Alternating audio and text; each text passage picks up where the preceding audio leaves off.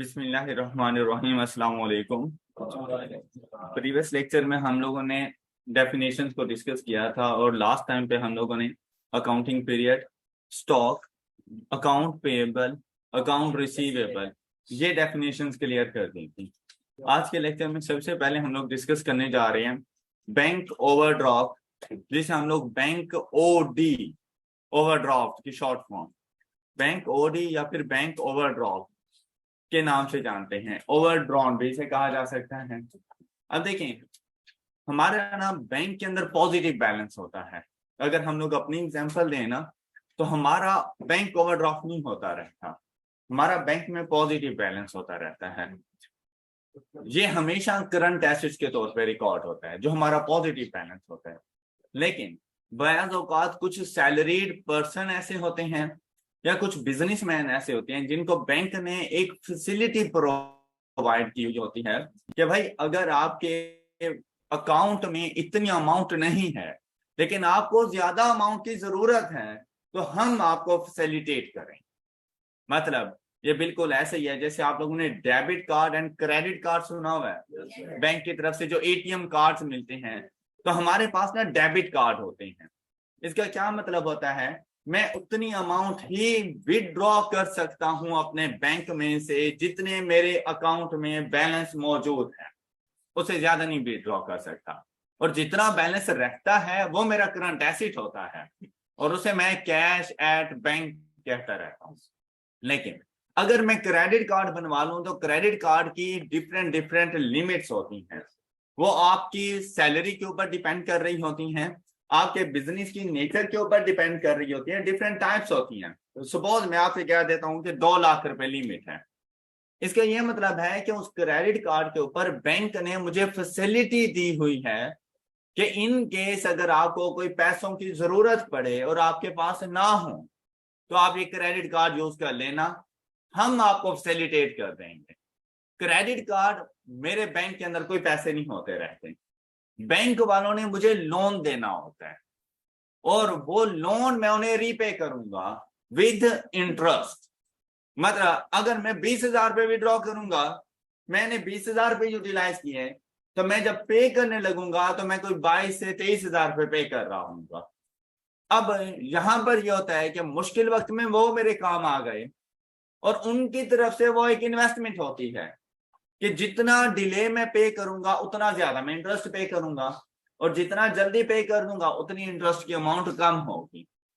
अब अगर मेरे क्रेडिट कार्ड के ऊपर 2 लाख रुपए की लिमिट है, इसका ये हरगिज मतलब नहीं है कि मैं हर महीने 2 लाख रुपए विड्रॉ करूं, ये जरूरी नहीं है। मतलब जैसे हम लोग शॉपिंग के लिए जाते हैं, शॉपिंग की हम अपना क्रेडिट कार्ड दे देते हैं, बैंक वालों की तरफ से पेमेंट हो जाती है और जैसे ही मेरे पास आएंगे मैं वो क्रेडिट कार्ड में जाके बैलेंस डिपॉजिट करवा दूंगा। ये जो हम लोग बैंक से एक्सेस अमाउंट विड्रॉ करते हैं उसे बैंक ओवरड्राफ्ट कहा जाता है। अपने बैलेंस से एक्सेस अमाउंट जो हम लोग विड्रॉ कर लेते हैं, हम उसे बैंक ओवरड्राफ्ट कहते हैं और ये हमारी करंट लायबिलिटी के तौर पे जाता है कि with in short time duration हम लोगों ने इसको पे कर देना होगा। करंट लायबिलिटीज के तौर पे ये हमारे पास रिकॉर्ड होता रहता है।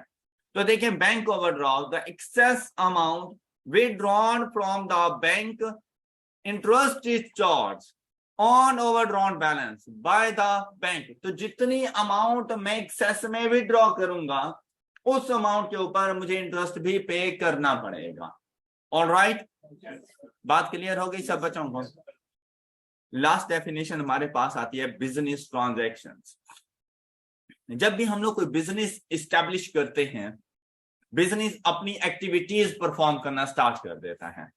बिजनेस की एक्टिविटीज क्या होती हैं? Sale and purchase of goods, purchase of non current assets to use in the business, कि उसने कुछ ना कुछ नॉन करंट एसेट्स परचेज करनी है जो वो बिजनेस में यूज कर सके।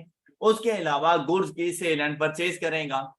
बिजनेस की ट्रांजैक्शंस अपने कस्टमर्स के साथ होती हैं in the form of sales and sales return, अपने सप्लायर्स के साथ होती हैं in the form of purchases and purchase return, अपने एम्प्लॉयज के साथ होती रहती हैं जब वो सैलरीज पे करता है। इसी तरह से एक्सपेंसेस के लिए अदर कोई भी पर्सन, थर्ड पार्टी, जैसे कि वापडा, ये थर्ड पार्टी है, उनके साथ बिजनेस की ट्रांजैक्शन, यूटिलिटी बिल्स उनको पे कर रहा है। तो इस किस्म की बिजनेस की ट्रांजैक्शंस होती रहती हैं। लेकिन बिजनेस की हर वो ट्रांजैक्शन जिसमें फाइनेंशियल नेचर हो, जिसमें अमाउंट इन्वॉल्व हो जाए, उसको हम लोग बिजनेस ट्रांजैक्शन कहते हैं। मतलब बिजनेस की हर वो एक्टिविटी, बिजनेस की हर वो एक्टिविटी जिसके अंदर अमाउंट इन्वॉल्व हो जाए, जो फाइनेंशियल नेचर में हमारे पास आए, हम उसको बिजनेस ट्रांजैक्शंस कहते रहते हैं। तो बिजनेस ट्रांजैक्शंस की डेफिनेशन देखें, business transaction is a change in any head of account. अब देखें, आप लोगों ने हेड ऑफ अकाउंट्स पढ़े थे, आपके पास हेड ऑफ अकाउंट्स मतलब elements of financial statements in total 5 थे। अब जब भी कोई ट्रांजैक्शन करते हैं, जब भी कोई बिजनेस की ट्रांजैक्शन होती है, उन 5 हेड में से कोई ना कोई हेड हिट हो रहे होते हैं कि भाई या तो एसेट्स आ रहे होंगे, या हमारी लायबिलिटीज बन रही होंगी, या हमारी इनकम होंगी, या हमारे एक्सपेंसेस होंगे, या हमने इंट्रोड्यूस किया होगा कोई कैपिटल, या हमने गुड्स विड्रॉ की होगी, ड्राइंग्स एंड कैपिटल्स वगैरह जो हमारे पास था। तो यहां पर हर के जो भी बिजनेस ट्रांजैक्शन करेंगे उसमें अकाउंटिंग हेड्स इन्वॉल्व हो जाते हैं, और उन अकाउंटिंग हेड्स में या तो इंक्रीज होगा due to this business transaction, या फिर डिक्रीज पाया जाएगा। अब कहते हैं change in any head of account, और ये आप लोग इंशाल्लाह कल से स्टार्ट कर देंगे कि बिजनेस ट्रांजैक्शंस हैं और आप उनमें हेड ऑफ अकाउंट्स को ढूंढेंगे और उनमें चेंज को देखेंगे कि इंक्रीज है या डिक्रीज है। Measurable in terms of money in which business deals. अब देखिए मॉनेटरी टर्म्स इन्वॉल्व हो गई, measurable in terms of money, मतलब भाई जैसे कहा जाता है ब्रेकिंग न्यूज, शहबाज शरीफ की नवाज शरीफ से मुलाकात, भाई कोई बिजनेस ट्रांजैक्शन नहीं है, क्या एक भाई दूसरे भाई से नहीं मिल सकता, लेकिन इनके लिए वो ब्रेकिंग न्यूज है। तो बिजनेस ट्रांजैक्शन अकाउंटिंग कहती है भाई ये कोई ब्रेकिंग न्यूज नहीं है, लेकिन जब तक इसमें कोई मॉनेटरी टर्म्स ना शामिल हो जाए तब तक आपने कोई बिजनेस ट्रांजैक्शन नहीं करनी। मतलब आपने कहा आप बिजनेस हैं, आपके पास एक कस्टमर आया, उसने कहा हाँ जी सुनाए कैसे हैं, बिजनेस कैसा चल रहा है, यार जी लेस का पैकेट कितने का दे रहे हो, उसने आपने कहा 50 रुपए का दे रहा हूं, उसने कहा अच्छा ठीक है, और वो चला गया। भाई कोई बिजनेस ट्रांजैक्शन नहीं है, कुछ भी नहीं हुआ। लेकिन अगर वो आपसे 50 रुपए का लेस का पैकेट लेके चला जाता है तो अब ये बिजनेस ट्रांजैक्शन है, अब मॉनेटरी टर्म्स इन्वॉल्व हो चुकी हैं। अब लाजमी बात है उस 50 रुपए के लेस के पैकेट के अगेंस्ट उसने कंसिडरेशन पे करनी है आपको।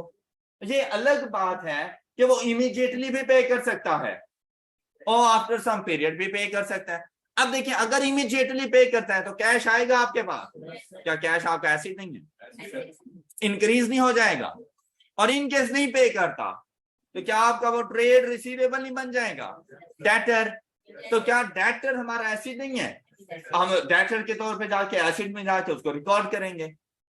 और वहां से जब आपने सेल्स की तो देखिए आपकी इन्वेंट्री, आपका स्टॉक कम हो जाएगा।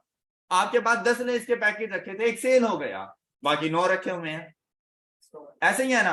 आपकी सेल्स इंक्रीज हो जाएंगी कि आप एक सेल का पैकेट, आप एक लेस का पैकेट सेल कर चुके हैं। ऑल राइट, तो तमाम बिजनेस ट्रांजैक्शन में आप लोगों ने ऐसी चीजें ढूंढनी होंगी। कोई शो गुड। अब फिर कहते हैं with any other person including. अब बिजनेस की ट्रांजैक्शन अपने ऑनर्स के साथ हो सकती हैं, कस्टमर्स के साथ, सप्लायर्स के साथ, एम्प्लॉयज के साथ, इन तमाम लोगों के साथ अपनी बिजनेस ट्रांजैक्शंस कर सकता है। फिर कहते हैं या फिर बिजनेस ट्रांजैक्शंस को आप लोग ऐसे डिफाइन करें, an activity of business which involves financial value is known as a business transaction. In every business transaction accounting heads are involved. All right, हम लोगों ने बेसिक्स ऑफ अकाउंटिंग में तमाम तरह डेफिनेशंस वगैरह, और अब तक हमें ये पता चल चुका है कि अकाउंटिंग में हम लोग क्या कुछ करने जा रहे हैं। मतलब हम लोगों ने सबसे पहले ऑर्गेनाइजेशन को अंडरस्टैंड किया कि हमारे पास ऑर्गेनाइजेशन क्या होती है, ऑर्गेनाइजेशन से लेकर चले, ऑर्गेनाइजेशन से हम लोगों ने बिजनेस करवाया, हालांकि नॉन बिजनेस ऑर्गेनाइजेशन भी थी, हमने उसको साइड पे कर दिया। नॉन बिजनेस ऑर्गेनाइजेशन की अकाउंटिंग आप लोग FR 1 में जाके करेंगे, उसे नॉट फॉर प्रॉफिट ऑर्गेनाइजेशन भी कहा जा सकता है। उसकी अकाउंटिंग हम लोग करेंगे FAR 1 के अंदर जाकर। हम लोग यहाँ पर आए, हम लोगों ने बिजनेस इस्टेब्लिश करवाया, बिजनेस किया, तो हम लोगों ने पहले बिजनेस को देखा कि खुद बिजनेस क्या होता है। तो हमने कहा कि भाई बिजनेस की 3 एक्टिविटीज हो सकती हैं, कि भाई या तो वो ट्रेडिंग कर सकता है, कमर्शियल, इंडस्ट्रियल या प्रोफेशनल। तो इनको बेस बनाते हुए हम लोगों ने टाइप्स ऑफ बिजनेसेस बताए, और टाइप्स ऑफ बिजनेसेस में हमारे पास यही कुछ आ रहा था कि भाई या तो आप ट्रेडिंग करेंगे, मैन्युफैक्चरिंग करेंगे, या आप सर्विस प्रोवाइड करेंगे। फिर हम लोगों ने फॉर्म्स ऑफ बिजनेस स्ट्रक्चर बताया। देखिए इस चीज में फर्क है, टाइप्स ऑफ बिजनेसेस कि किस किस तरह के हैं। तो हमने कहा trading, manufacturing and service provider. और जब हम लोग कहते हैं ना बिजनेस स्ट्रक्चर की टाइप्स या फॉर्म्स ऑफ बिजनेस स्ट्रक्चर, तो उसमें हमारे पास आ जाता है क्या आप अकेले कर सकते हैं सोल ट्रेडर के तौर पर, आप पार्टनरशिप में आ सकते हैं, और आप कंपनी बना सकते हैं। तो आप लोग अक्सर लोग कंफ्यूज हो रहे थे इन दोनों के अंदर कि मैंने आप लोगों से क्या पूछा है। जब मैं टाइप्स ऑफ बिजनेसेस पूछूं तब आप लोगों ने मुझे बताना है trading, manufacturing and service provider. Okay, जब मैं बिजनेस स्ट्रक्चर की टाइप पूछूं या फॉर्म ऑफ बिजनेस स्ट्रक्चर पूछूं तब आप लोगों ने मुझे बताना है soul trader, partnership and company. उसके बाद हम लोग आए बेसिक्स ऑफ अकाउंटिंग के अंदर। हम लोगों ने फाइनेंशियल स्टेटमेंट्स को देखा, उनके ऑल्टरनेटिव नेम्स को देखा, एलिमेंट्स ऑफ फाइनेंशियल स्टेटमेंट्स को देखा। फिर हम लोगों ने 10 डेफिनेशंस को डील किया। सबसे पहले 10 डेफिनेशन, मेन डेफिनेशन अकाउंटिंग की यही थी। अब आप लोग प्रैक्टिकल लाइफ में भी चले जाओगे ना तो यही 10 चीजें होंगी जिसमें आप अकाउंटिंग कर रहे होंगे। उनमें सबसे पहले हमारे पास शामिल है, सीक्वेंस के साथ चलना करें। सबसे पहले कैपिटल, एसेट्स, लायबिलिटी। अब देखें सेल पहले नहीं हो सकती जब तक कि पहले परचेजेज ना कर लें। तो पहले परचेजेज और परचेजेज, फिर आप सेल करें, फिर आप लोग अपने एक्सपेंसेस करें, और खुद अगर इनकम भी यूज कर सकते हैं और अपने लिए भी गुड्स निकाल सकते हैं, ड्राइंग्स। तो आपकी ये 10 चीजें पूरी हो जाती। और फिर इनसे रेलिवेंट हम लोगों ने कुछ डिफरेंट डेफिनेशन देखी जिनमें हमें पता चला कि एक अकाउंटिंग पीरियड, फाइनेंशियल ईयर क्या होता रहता है, हमारे पास स्टॉक या इन्वेंट्री क्या होती रहती है, उसको देखा। फिर account payable, account receivable, trade payable, trade receivable, इनमें हम लोगों ने डिफरेंस को देखा। बैंक ओवरड्राफ्ट को क्लासिफाई किया हम लोगों ने एज करंट लायबिलिटी। और बैंक ओवरड्राफ्ट क्या होता है? Excess amount withdrawn from the bank is called bank overdraft. तो ये हमारा ना एक किस्म का नेगेटिव बैलेंस होता है। पॉजिटिव बैलेंस होगा, मेरा बैंक में पैसा रखा हुआ है, बैंक वालों ने मुझे देने हैं, तो ये मेरा एसेट है। मैंने बैंक वालों को देने हैं, तो ये मेरी लायबिलिटी। लेकिन करंट लायबिलिटी, हाँ लोन ले लूं ये एक अलग सिचुएशन है, लोन नॉन करंट लायबिलिटी के तौर पे चला जाएगा। ये एक शॉर्ट टर्म जस्ट एक फैसिलिटी होती है बैंक की तरफ से कि भाई अगर तुम्हें जरूरत है तो यूज करो, नहीं है तो रहने दो, फिर कोई लायबिलिटी नहीं है। मतलब मेरे पास क्रेडिट कार्ड है लेकिन इस मंथ मैंने उसे यूज ही नहीं किया तो मुझ पे किसी किस्म की कोई लायबिलिटी नहीं है। नहीं नहीं, क्रेडिट कार्ड वगैरह और उसके बैलेंसेस हमारे ऐसे नहीं होते। जो मेरा डेबिट कार्ड होता है ना, मेरे अपने अकाउंट में मेरा कितना पैसा रखा हुआ है वो मेरा एसेट होता है। ओके, फिर बिजनेस की ट्रांजैक्शन को देखा, और नेक्स्ट हमारे सारे लेक्चर्स बिजनेस की ट्रांजैक्शन के ऊपर हैं कि बिजनेस ट्रांजैक्शंस कौन कौन सी हैं। हम different types of business transactions देखेंगे। फिर उनमें देखें, इस डेफिनेशन में लिखा हुआ था कि हेड ऑफ अकाउंट्स ने चेंज हो जाना है। हम सबसे पहले आइडेंटिफाई करेंगे कि इसमें कौन कौन सा हेड ऑफ अकाउंट शामिल है, फिर उसमें मूवमेंट को देखेंगे कि इन हेड ऑफ अकाउंट्स में इंक्रीज आ रहा है या डिक्रीज। Are you ready? अब आप लोग आ जाए अपने स्टडी टेक्स्ट पर। जी, फाइनेंशियल नेचर शामिल है, इन्वेस्टमेंट करेंगे तो पैसे देंगे।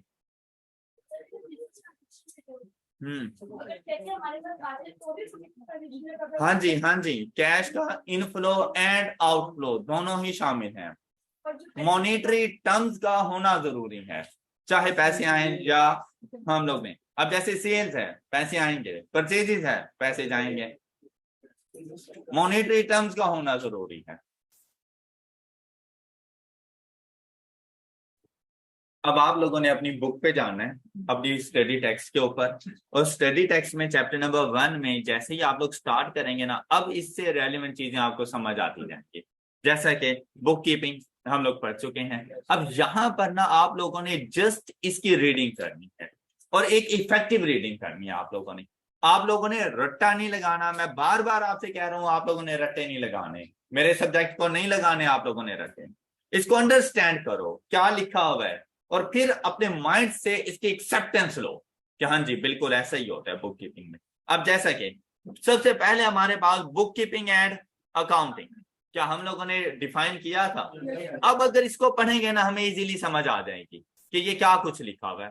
तो यहां पर देखें, book keeping is the process of recording financial transactions in the accounting records, the books of an entity।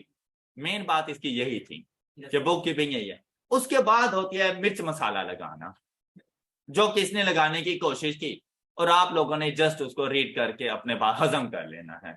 अब देखो इसको कहते हैं all transactions are analyzed into different types and are then recorded in series of individual records called accounts. तो हम लोग ये accounts बनाना सीखेंगे कि जितनी भी बिजनेस की ट्रांजैक्शन होती है ना हम उनको अलग अलग क्लासिफाई करते हैं। जैसे कि बिजनेस ने सेल्स की तो हम सेल्स को बिजनेस की परचेज से अलग रिकॉर्ड करेंगे, बिजनेस की परचेजेस को उसके एक्सपेंसेस से अलग रिकॉर्ड करेंगे।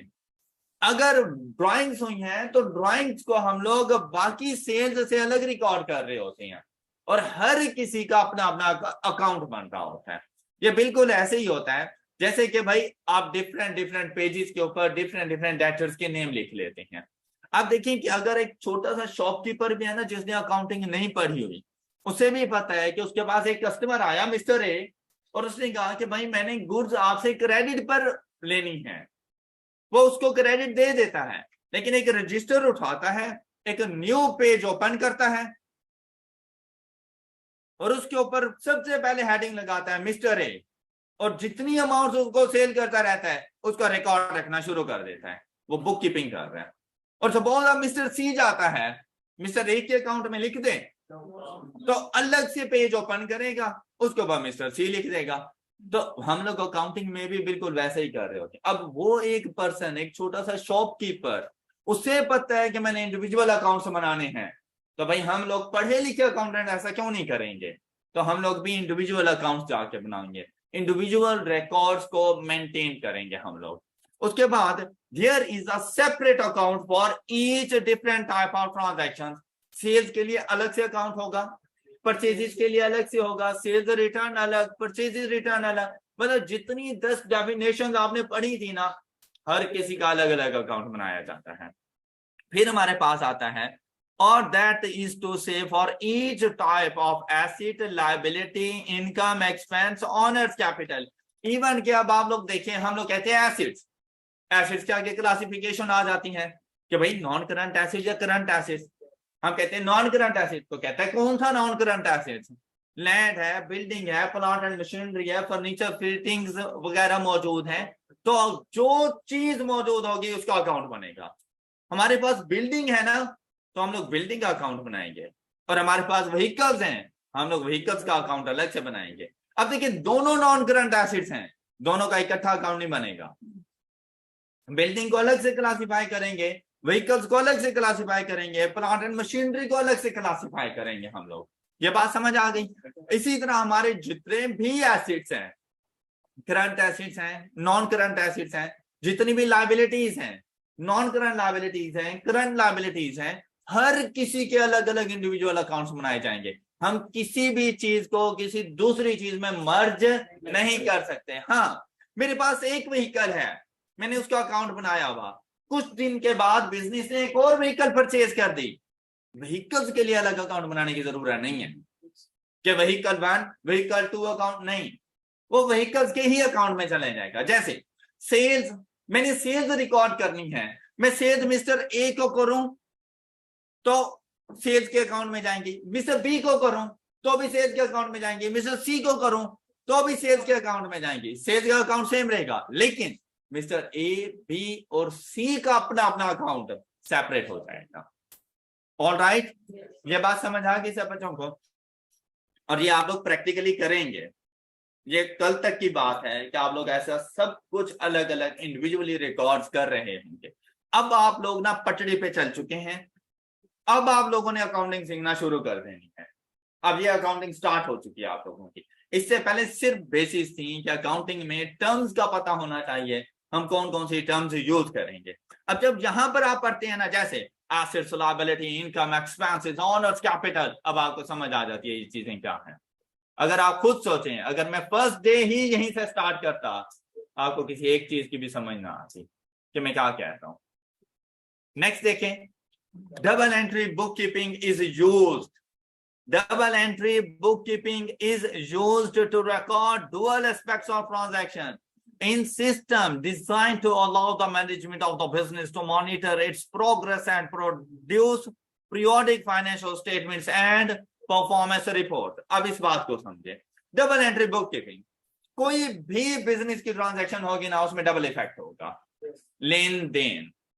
मतलब आप सेल्स करते हैं ना, तो सेल्स के लिए आप गुड्स देंगे, पैसे लेंगे, डबल इंपैक्ट नहीं आ गया।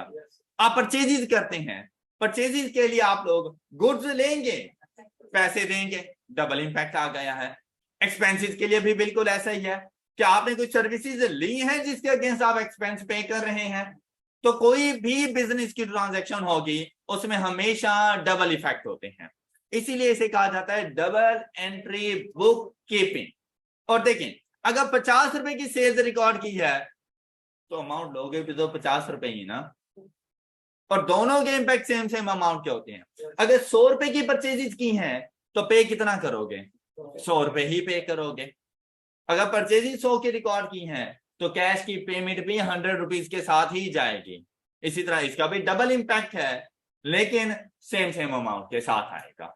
फिर कहते हैं कि आप जब जो बुक कीपिंग रिकॉर्ड मेंटेन कर रहे होते हैं, इसका रिजल्ट क्या होता रहता है, हम लोग फाइनेंशियल स्टेटमेंट्स बनाते हैं। पीरियोडिक फाइनेंशियल स्टेटमेंट मींस कि एक सर्टेन टाइम ड्यूरेशन की, एक सर्टेन अकाउंटिंग पीरियड की, एक फाइनेंशियल ईयर की फाइनेंशियल स्टेटमेंट्स बनाते हैं। और कौन कौन सी फाइनेंशियल स्टेटमेंट बनाते रहते हैं हम लोग, फाइनेंशियल स्टेटमेंट, यहाँ पर परफॉर्मेंस रिपोर्ट, फाइनेंशियल स्टेटमेंट से यहाँ पर मुराद है आपकी इनकम स्टेटमेंट, और परफॉर्मेंस रिपोर्ट से मुराद है बेसिकली आपकी बैलेंस शीट, वो स्टेटमेंट ऑफ फाइनेंशियल पोजीशन, कि आप लोगों की परफॉर्मेंस कैसी रही, फाइनेंशियल स्टेटमेंट्स हमें बता रही होती हैं।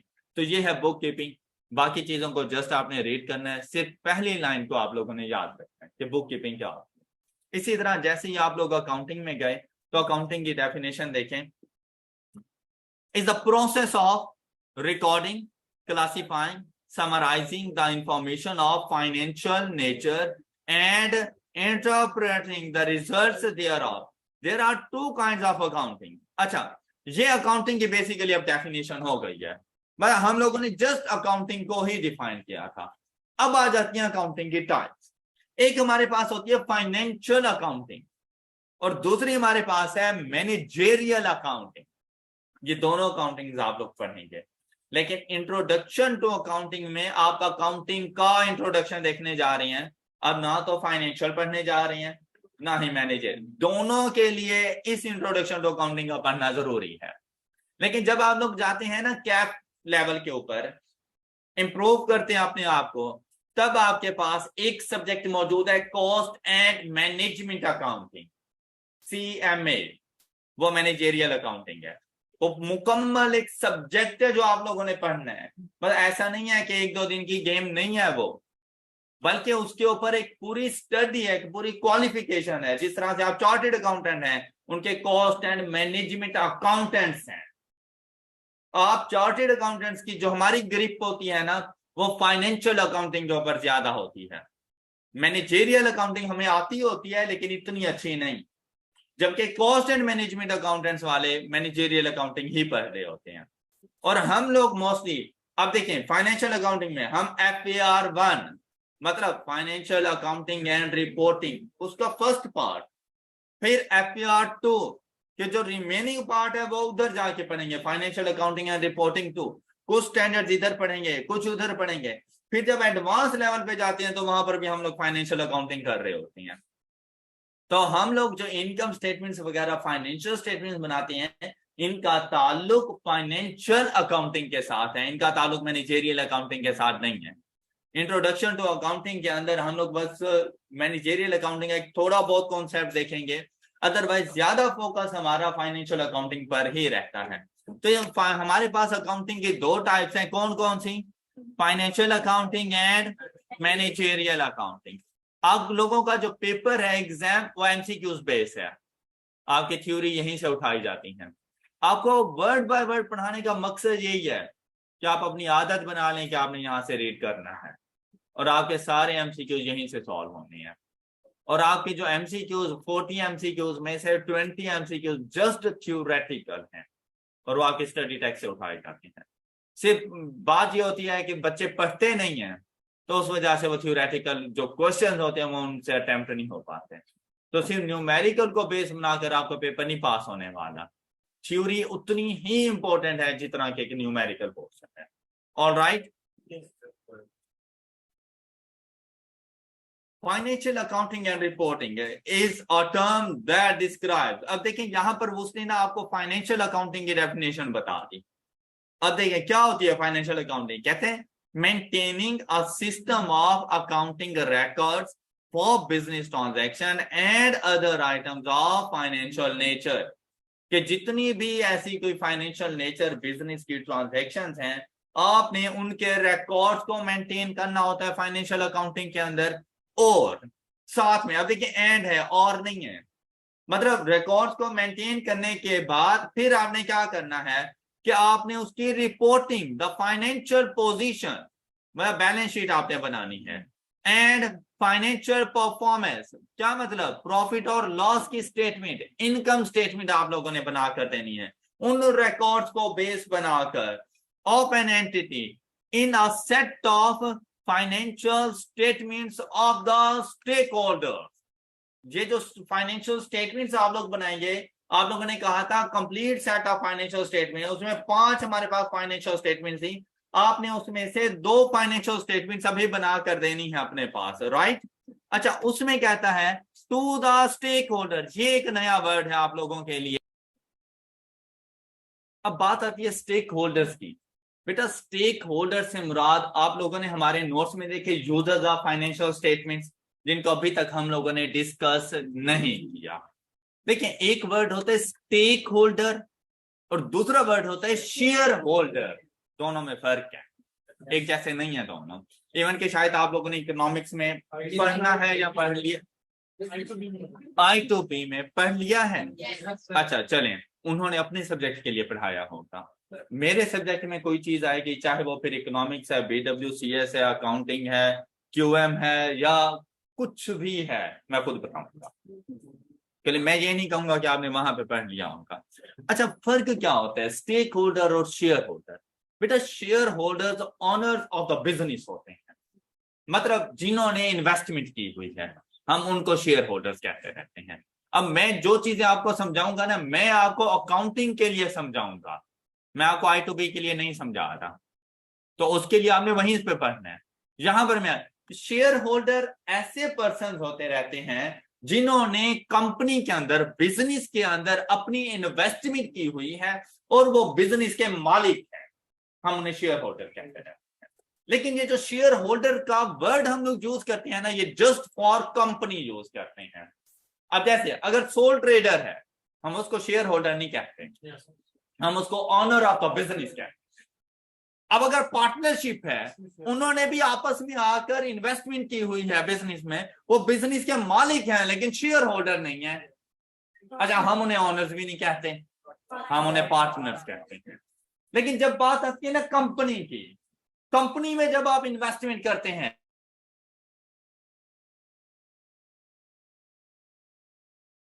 तो आप बिजनेस के ऑनर, पार्टनर कहते हैं, हम आपको शेयर होल्डर कहते हैं। इतना सा फर्क पड़ता है। ये बात क्लियर हो गई? अब बेटा शेयर होल्डर खुद स्टेक होल्डर होता है। हम लोग कहते हैं ना कि इसकी ये चीज स्टेक पे लगी हुई है, मतलब एट रिस्क, तो सबसे बड़ा स्टेक होल्डर खुद शेयर होल्डर होता है, क्योंकि उसकी इन्वेस्टमेंट लगी हुई है, उसका सब कुछ दांव पे लगा हुआ है। स्टेक से यही मुराद होता है ना, स्टीक नहीं है ये। हाँ, अच्छा, यहाँ पे स्टेक होल्डर मतलब ऐसे लोग जिनका कुछ ना कुछ दांव पे लगा हुआ हो। अच्छा, वो कौन हो सकते हैं? वो आपके एम्प्लॉयज हो सकते हैं। देखो, कंपनी रहेगी, कंपनी की प्रोग्रेस अच्छी रहेगी, एम्प्लॉयज को सुकून होगा कि यार बिजनेस चल रहा है, एटलीस्ट मेरी जॉब है पड़ी और ये मेरी जॉब चलती रहेगी, मुझे जॉब का कोई डर नहीं है।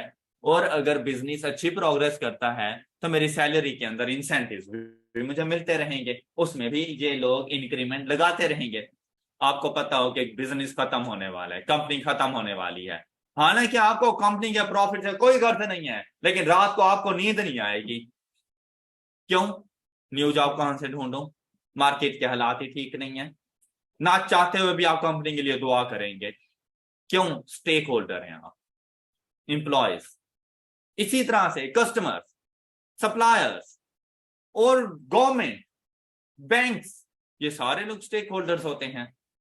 और हर किसी का अपना अपना इंटरेस्ट होता है, हर किसी का अपना अपना से। अब क्या कस्टमर का क्या स्टेक होगा? क्या उसने जॉब के बारे में देखना है?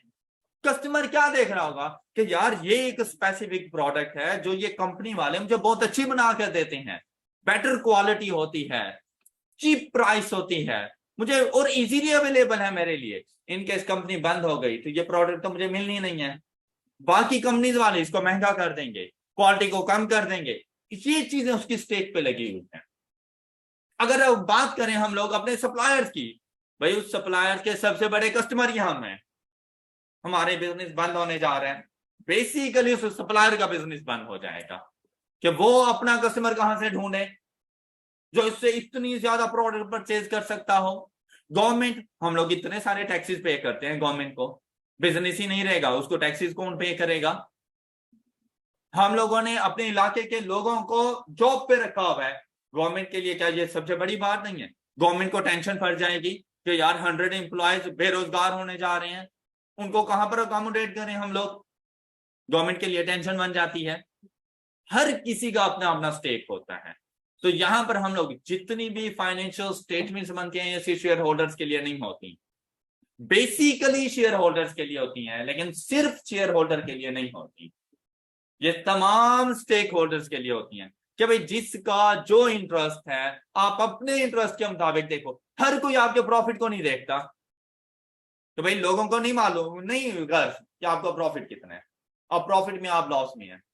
कुछ लोग आपकी बैलेंस शीट को देखते हैं, कुछ लोग आपके इनकम स्टेटमेंट्स को देखते हैं, हर किसी के अपने अपने इंटरेस्ट मौजूद होते हैं। आई होप कि ये बात आपको समझ आ चुकी होगी, सब सारा कॉन्सेप्ट सही से क्लियर है।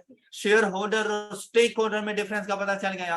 अब आपसे क्या कहता है, कहते हैं कॉस्ट एंड मैनेजमेंट अकाउंटिंग, जिसे उसने मैनेजेरियल अकाउंटिंग कहा था उसे कहा जाता है cost and management accounting covered at cap level is the recording and communicating of economic information. अब अगर आप लोग यहां पर देखें फाइनेंशियल अकाउंटिंग के अंदर हम लोग फाइनेंशियल नेचर्स आइटम्स को देख रहे होते हैं, जबकि कॉस्ट एंड मैनेजमेंट अकाउंटिंग के अंदर कहता है कि आपने इकोनॉमिक इंफॉर्मेशन तो management for planning control and decision making, आपने ये रिकॉर्ड भी करनी है और ये कम्युनिकेट भी करनी है। तो कॉस्ट एंड मैनेजमेंट अकाउंटिंग का ताल्लुक बेसिकली मैन्युफैक्चरिंग बिजनेस से है, फाइनेंशियल अकाउंटिंग का ताल्लुक हर तरह के बिजनेस से है, चाहे वो ट्रेडिंग है, मैन्युफैक्चरिंग है, या सर्विस प्रोवाइडर है, चाहे वो सोल ट्रेडर की फॉर्म में है, पार्टनरशिप की फॉर्म में है, या कंपनी की फॉर्म में फाइनेंशियल अकाउंटिंग होती है। लेकिन कॉस्ट एंड मैनेजमेंट अकाउंटिंग सिर्फ और सिर्फ मैनेजेरियल अकाउंटिंग वहां पर होती रहती है जहां पर मैन्युफैक्चरिंग हो रही है, मतलब फैक्ट्रीज वगैरह हैं, आप कुछ ना कुछ प्रोडक्ट्स प्रोड्यूस कर रहे हो, तो आप लोगों ने उसके मुताबिक देखना होगा कि मुझे कितनी प्रोडक्ट प्रोड्यूस करनी चाहिए, एक यूनिट के ऊपर कितनी कॉस्ट आ रही है, मुझे अपनी सेलिंग प्राइस कितनी रखनी चाहिए। आपने ये सारी चीजें देखनी होंगी और फ्यूचर के लिए आपने इसमें प्लानिंग्स करनी होंगी, आपने अपने बजट्स तैयार करने होंगे। जितने बजट्स तैयार किए जाते हैं वो कॉस्ट एंड मैनेजमेंट अकाउंटिंग की बेस बना के किए जाते हैं। फिर आपने अपने डिसीजन मेकिंग, अपने कंट्रोल्स वगैरह को स्ट्रॉन्ग करना होगा। यहाँ पर हम लोग कॉस्ट एंड मैनेजमेंट अकाउंटिंग के साथ डील नहीं कर रहे, ये हम लोग कैप लेवल में जाके देखेंगे। Any question?